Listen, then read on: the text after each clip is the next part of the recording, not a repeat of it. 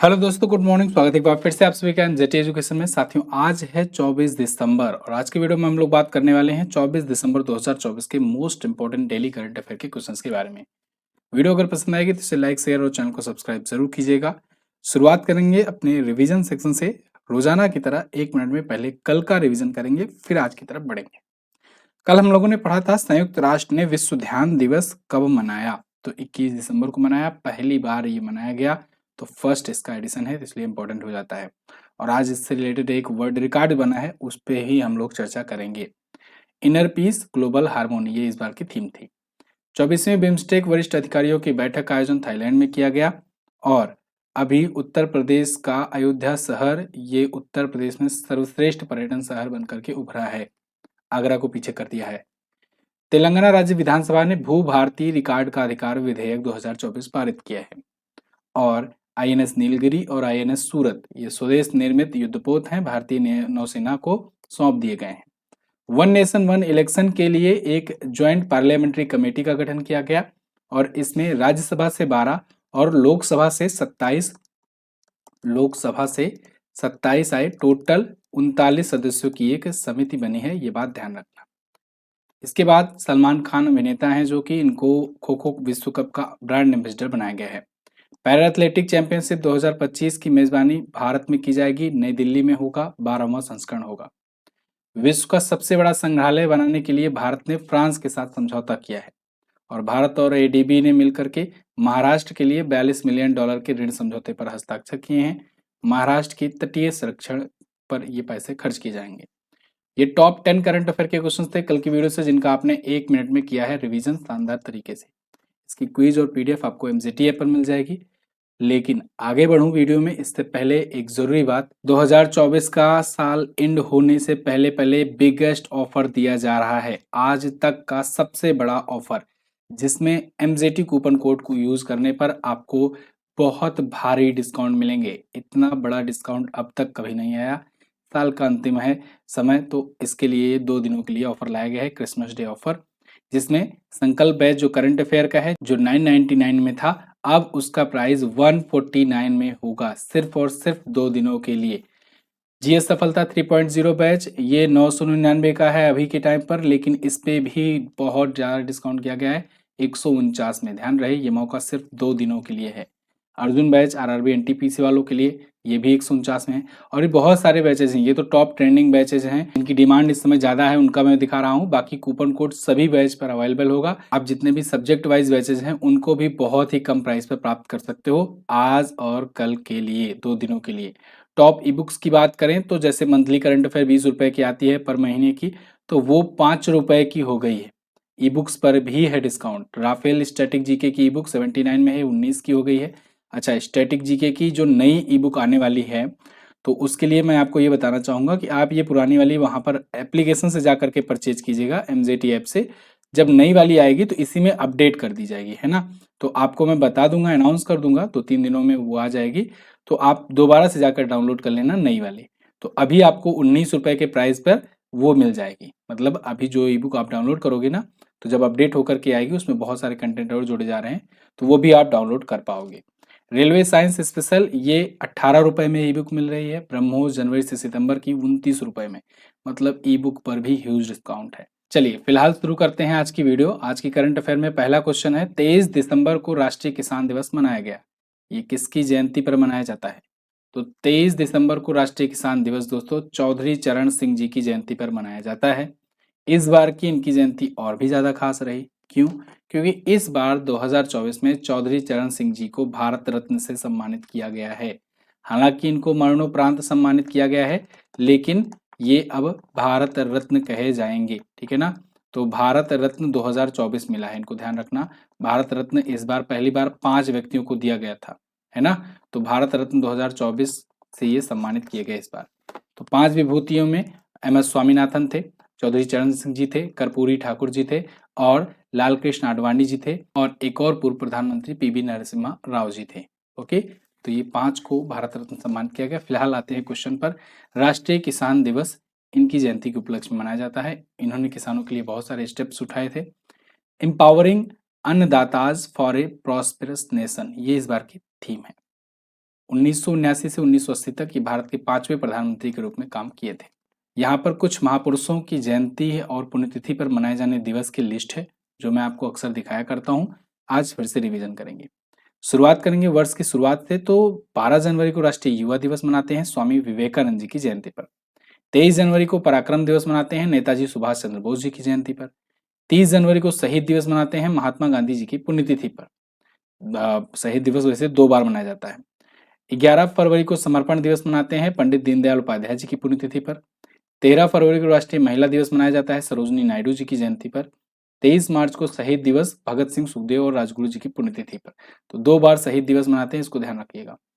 12 मई को अंतर्राष्ट्रीय नर्स दिवस फ्लोरेंस नाइटिंगेल की जयंती पर। 21 मई को राष्ट्रीय आतंकवाद विरोधी दिवस पूर्व प्रधानमंत्री राजीव गांधी जी की पुण्यतिथि पर। 29 जून को राष्ट्रीय सांख्यिकी दिवस पीसी महालनोबिस जी की जयंती पर। और 20 अगस्त को सद्भावना दिवस पूर्व प्रधानमंत्री राजीव गांधी जी की जयंती पर। 29 अगस्त को राष्ट्रीय खेल दिवस मेजर ध्यानचंद जी की जयंती पर। 5 सितंबर को शिक्षक दिवस भारत रत्न डॉक्टर सर्वपल्ली राधाकृष्णन जी की जयंती पर। 15 सितंबर को राष्ट्रीय इंजीनियर दिवस भारत रत्न मोक्ष गुंडकम विश्वेश्वरैया जी की जयंती पर। 25 सितंबर को अंत्योदय दिवस पंडित दीनदयाल उपाध्याय जी की जयंती पर। 2 अक्टूबर को अंतर्राष्ट्रीय अहिंसा दिवस महात्मा गांधी जी की जयंती पर। 15 अक्टूबर को विश्व छात्र दिवस डॉक्टर एपीजे अब्दुल कलाम जी की जयंती पर। विश्व छात्र दिवस है, ये ध्यान रखना। 31 अक्टूबर को राष्ट्रीय एकता दिवस सरदार वल्लभ भाई पटेल जी की जयंती पर। और 11 नवंबर राष्ट्रीय शिक्षा दिवस मौलाना अबुल कलाम जी की जयंती पर। 14 नवंबर को बाल दिवस पंडित जवाहरलाल नेहरू जी की जयंती पर। 6 दिसंबर को महापरिनिर्वाण दिवस डॉक्टर भीमराव अम्बेडकर जी की पुण्यतिथि पर। 23 दिसंबर राष्ट्रीय किसान दिवस, जो आज का दिन था। और 25 दिसंबर यानी कल सुशासन दिवस मनाया जाएगा अटल बिहारी वाजपेयी जी की जयंती पर। ठीक है ना। देखो, एक बार मेरे पढ़ने से आपको याद तो नहीं होगा, लेकिन इसमें से बहुत सारी चीजें जो आपके माइंड में पहले से हैं वो रिकॉल हो जाएंगी और कुछ नई चीजें आपको पता लग जाएंगी। अगर आप रेगुलरिटी मेंटेन करके रखोगे, डेली करंट अफेयर देखोगे, तो जब जब भी ऐसे क्वेश्चन आएंगे, रिवीजन करवाऊंगा बार बार, तो इसमें से 2-4 और बार बार आपका एक्स्ट्रा तैयार होता रहेगा और धीरे धीरे सब तैयार हो जाएगा। ठीक है, आगे। हाल ही में पीएम मोदी को किस देश के सर्वोच्च सम्मान ऑर्डर ऑफ मुबारक अल कबीर से सम्मानित किया गया? तो अभी दिसंबर 2024 में ही, इसी महीने, पीएम मोदी कुवैत की यात्रा पर गए और कुवैत में उन्हें ऑर्डर ऑफ मुबारक अल कबीर से सम्मानित किया गया है। द हिंदू का आप आर्टिकल देख पाओगे, कुवैत का हाईएस्ट ऑनर है द ऑर्डर ऑफ मुबारक अल कबीर। तो और साथ ही साथ भारत ने डिफेंस पैक्ट पर भी समझौता किया है। ये 20वीं बार है जब पीएम मोदी को किसी अंतर्राष्ट्रीय सम्मान से सम्मानित किया गया है। पीएम मोदी को 20 अंतर्राष्ट्रीय सम्मान मिल चुके हैं। ठीक है, 20 देशों से। तो यहाँ एक नाइटहुड ऑर्डर के रूप में ये अवार्ड दिया जाता है। इससे पहले यूके के प्रिंस चार्ल्स को दिया जा चुका है, आप तो ये किंग बन चुके हैं। पूर्व अमेरिकी राष्ट्रपति जॉर्ज डब्ल्यू बुश को दिया जा चुका है, बिल क्लिंटन को दिया जा चुका है और अब पीएम मोदी को दिया गया। कुवैत की राजधानी कुवैत सिटी होती है, कुवैती दिनार मुद्रा होती है। शेख अहमद अब्दुल्ला अल अहमद अल सबा यहाँ के प्रधानमंत्री हैं। अभी रिसेंटली कई और देशों ने पीएम मोदी को अवार्ड दिए हैं, रिवीजन करते हैं। ऑर्डर ऑफ एक्सीलेंस दिया गया गुयाना को, गुयाना के द्वारा। और honorary order of freedom of Barbados दिया गया बारबाडोस के द्वारा। ये पीएम मोदी को मिले पुरस्कार हैं। Grand commander of the order of niger दिया गया नाइजीरिया के द्वारा।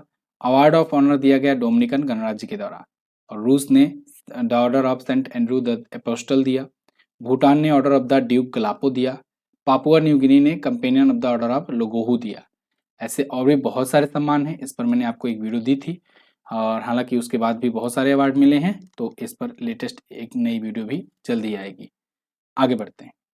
दिसंबर 2024 में पहला अंडर 19 आईसीसी महिला टी20 एशिया कप किसने जीता है? तो अंडर 19 का आईसीसी महिला टी20 एशिया कप जीत लिया है दोस्तों भारत ने।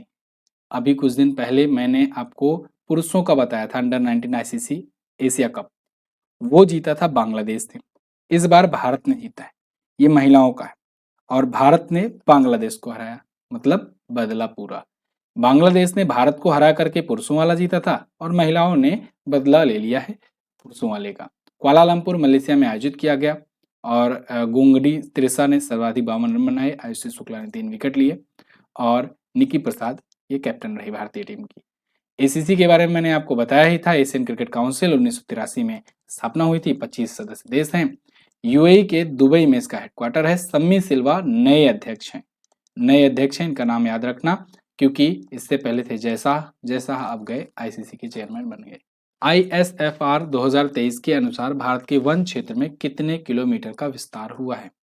तो ISFR 2023 की एक रिपोर्ट आई है, इसमें वन क्षेत्र में, भारतीय वन क्षेत्रों में वृद्धि की बात की गई है और ये 1445 किलोमीटर स्क्वायर की वन वृद्धि की बात की गई है। ये एक बहुत बड़ी बात है। 2021 में पिछली रिपोर्ट आई थी, उससे 2023 में ये कहा गया कि 1445 स्क्वायर किलोमीटर का इंक्रीमेंट देखने को मिला है फॉरेस्ट एंड ट्री में। तो इंडिया का वन क्षेत्र या वन आवरण अब 8.27 लाख वर्ग किलोमीटर का हो गया है। टोटल भारत के भौगोलिक क्षेत्र का 25.17% है। तो अब आपको याद होगा एक टाइम था जब 21 याद कराया जाता था। आज के टाइम पर भारत का वन क्षेत्र जो है ये 25.17% है। अपडेटेड डाटा है, इसको आप याद रखेंगे।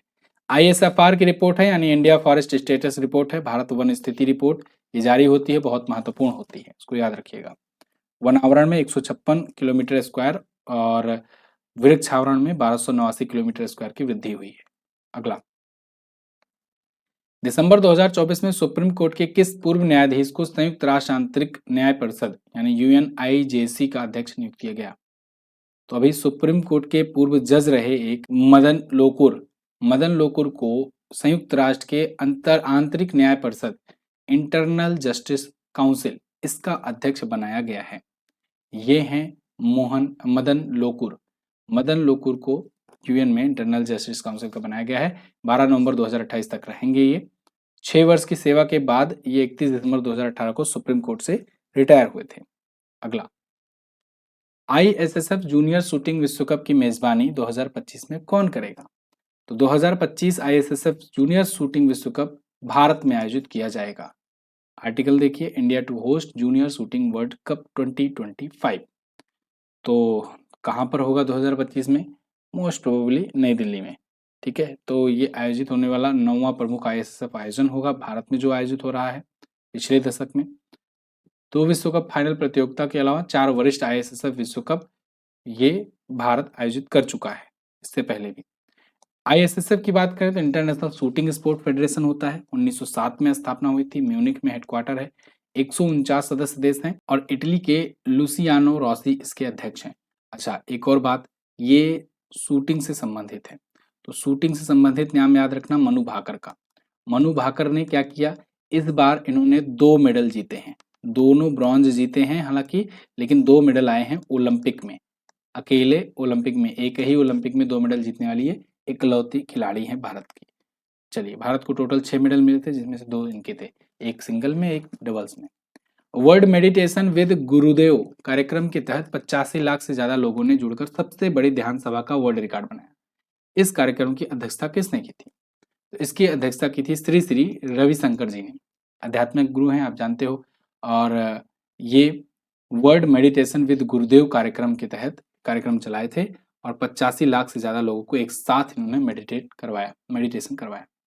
कब? वर्ल्ड मेडिटेशन डे या कहें इंटरनेशनल मेडिटेशन डे के दिन, जो कि अभी मनाया गया 21 दिसंबर को। अभी मैंने बताया ना कल, 21 दिसंबर को वर्ल्ड मेडिटेशन डे या कहें विश्व ध्यान दिवस मनाया गया था, पहली बार मनाया गया था और पहली बार ही इन्होंने बना दिया world record. Guinness world record के साथ साथ एशिया बुक ऑफ रिकॉर्ड और वर्ल्ड रिकॉर्ड यूनियन में भी ये रिकॉर्ड शामिल हो गया है। आर्ट ऑफ लिविंग आयोजन में श्री श्री रविशंकर जी ने ऑफलाइन और ऑनलाइन मिला करके, ऐसा नहीं 85 लाख लोग एक ही जगह बैठे थे, ऑनलाइन भी लोग इसमें शामिल थे और ऑफलाइन भी। कुछ और डाटा लेना चाहोगे तो ये भी जान लो, 180 से ज्यादा देश के प्रतिभागी इसमें हिस्सा लिए थे। वर्ल्ड ट्रेड सेंटर के शिखर से श्री श्री रविशंकर जी लाइव सत्र का समापन किए। अगला, हाल ही में किस राज्य की विधानसभा ने राज्य में जेल प्रणाली की सुधार के लिए एक विधेयक पारित किया? तो दोस्तों, राज्य महाराष्ट्र है जो जेल प्रणाली में सुधार करना चाह रहा है, इसके लिए एक विधेयक लाया हुआ है। अगर आपको याद हो तो कुछ साल पहले, महीना कहना सही नहीं होगा, 1-2 साल हो गए, कुछ साल पहले इन्होंने ऐसी स्कीम शुरू की थी जेलों के लिए, जब वहां पर जो कैदी होते थे उनके घर वालों को लोन सुविधा दी गई थी, 50,000 तक का लोन, जिससे वो केस वगैरह लड़ पाए। तो अब यहाँ पर एक और रिफॉर्म बिल लाया गया है, जिसमें खास करके जो महिला कैदी हैं उनकी सुरक्षा, उनकी सेफ्टी, ये सब के लिए ध्यान रखा जाएगा। जैसे विशेष कारागार बनाया जाएगा, महिलाओं के लिए खुली कारागार होगी व्यवस्था, अस्थायी कारागार होगा, खुली कॉलोनी जैसी जेलें होगी, है ना? मतलब ऐसा नहीं रहेगा कि एक कोठरी में बंद रहेंगी महिलाएं, महिलाओं के लिए कुछ अलग टाइप से यहाँ डिजाइन किया जा रहा है। तो कारागार और सुधारात्मक कारागार बल का भी गठन किया जाएगा इस बिल के तहत। तो ये होगा महाराष्ट्र कारागार और सुधार सेवा अधिनियम 2024। महाराष्ट्र आया है, महाराष्ट्र के बारे में जानो। देवेंद्र फडणवीस जी अभी नए सीएम बने हैं, न्यू सीएम बने हैं बीजेपी पार्टी से। सीपी राधाकृष्णन जी यहाँ के गवर्नर हैं। 36 जिले हैं, विधानसभा में 288 सीट। अभी विधानसभा चुनाव हुआ था यहाँ का और झारखंड का एक साथ। लोकसभा में 48 सीट और राज्यसभा में 19 सीट यहाँ से जाती है। महाराष्ट्र आपको यहाँ देखने को मिल जाएगा। ये 1 मई 1960 को गुजरात से अलग हुआ था। गुजरात महाराष्ट्र दोनों अलग हुए थे और 1 मई को दोनों का स्थापना दिवस मनाते हैं। मुंबई और नागपुर इसकी दोनों ही कैपिटल है। लोनार झील जो है ये इसकी लेक है, महाराष्ट्र में ही पाई जाती है और ये लेक पिंक लेक के नाम से भी, गुलाबी झील के नाम से भी प्रसिद्ध है। शिवसागर झील, विहार और उपवन, वेन्ना ये प्रमुख झीलें हैं। हाल ही में किसके द्वारा लिखी गई पुस्तक द अनयील्डिंग जज, life and legacy of justice N Grover, इसको किसने लिखा? तो इसको ग्रोवर साहब ने ही लिखा है। गौरी ग्रोवर नाम है इनका।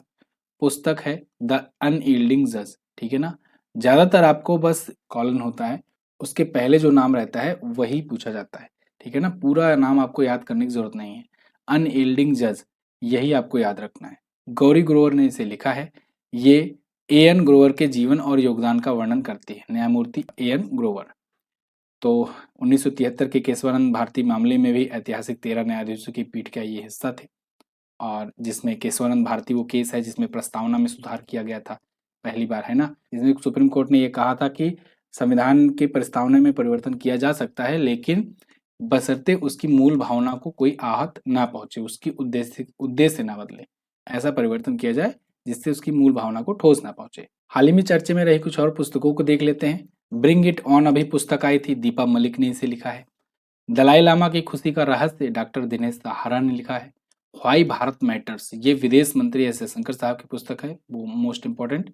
माँ मदर अर्जुन राम मेघवाल ने लिखा। Speaking with nature Ramachandra Guha की पुस्तक है। रामचंद्र गुहा की पुस्तकें भी पूछी जाती। Friends India's closest strategic partner professor Shriram Chauliya ने लिखा। मनोज वी जैन ने द बुक ऑफ नाउ लिखा। थॉमस मैथ्यू की रतन टाटा की लाइफ थी, ये भी इंपॉर्टेंट है। अगला, दिसंबर 2024 में भारत के पहले बायो ब्यूटुमेन राष्ट्रीय राजमार्ग का उद्घाटन कहाँ किया गया? तो ये उद्घाटन किया गया नागपुर महाराष्ट्र में। और नागपुर किसकी सीट है, मतलब नागपुर से कौन है एमपी? तो आप बताओगे नितिन जयराम गडकरी जी, जो कि राजमार्ग मंत्री हैं।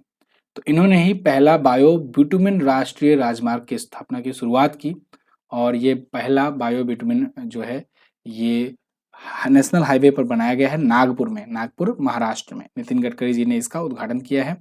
ये पारंपरिक डामर सड़क से 40% अधिक टिकाऊ बताया जा रहा है। बायो ब्यूटुमेन सड़क है ये, ओके। तो देश का पहला है। लिग्निन नामक फसल अवशेष से ये प्राप्त ब्यूटुमेन से बनाया गया है। तो ये थे साथियों आज के दिन के टॉप 10 करंट अफेयर के क्वेश्चंस। आई होप आपको वीडियो पसंद आई होगी, इन्फॉर्मेटिव लगी होगी। अगर इन्फॉर्मेटिव लगी है तो इसे लाइक और शेयर कीजिए। और हाँ, बिगेस्ट ऑफर जो है इसका फायदा उठाइए। मात्र 2 दिनों के लिए ऑफर है सभी ई बुक्स और वीडियो कोर्सेज पर। तो 85% तक का डिस्काउंट आपको मिलेगा। कूपन कोड में MJT यूज करना है, ध्यान रहे MJT कूपन कोड यूज करना है, जिससे आपको ई बुक में भी मिल जाए डिस्काउंट और इस पे भी मिल जाए डिस्काउंट। MJT ऐप पर ही सारे डिस्काउंट मिलेंगे। MJT app Google play store से डाउनलोड करके रखो। चलिए बात करते हैं लास्ट डे के क्वेश्चंस की। कल मैंने पूछा था FIH विश्व रैंकिंग में भारतीय महिला हॉकी टीम की रैंक क्या है? तो वो है 9वें पर। पुरुष हॉकी टीम है 5वें पर। दीपा मलिक ने कौन सा पुरस्कार जीता है? तो पद्मश्री, खेल रत्न और अर्जुन पुरस्कार, तीनों से सम्मानित है। आज आपको क्या बताना है? आज बताना है विश्व ध्यान दिवस की थीम क्या रखी गई है। मोस्ट इंपॉर्टेंट, आज भी मैंने वन लाइनर में आपको रिवीजन करवाया है। आप बताइएगा कमेंट करके। बिम्स्टेक का मुख्यालय कहाँ पर स्थित है, ये भी कमेंट करके बताइए। थैंक यू सो मच यहाँ तक वीडियो देखने के लिए। बाकी साइंस वगैरह की ई बुक भी आप ले सकते हो, ह्यूज डिस्काउंट ऑफर चल रहा है। तो मिलते हैं अगली वीडियो में, तब तक के लिए नमस्कार, जय हिंद, वंदे मातरम।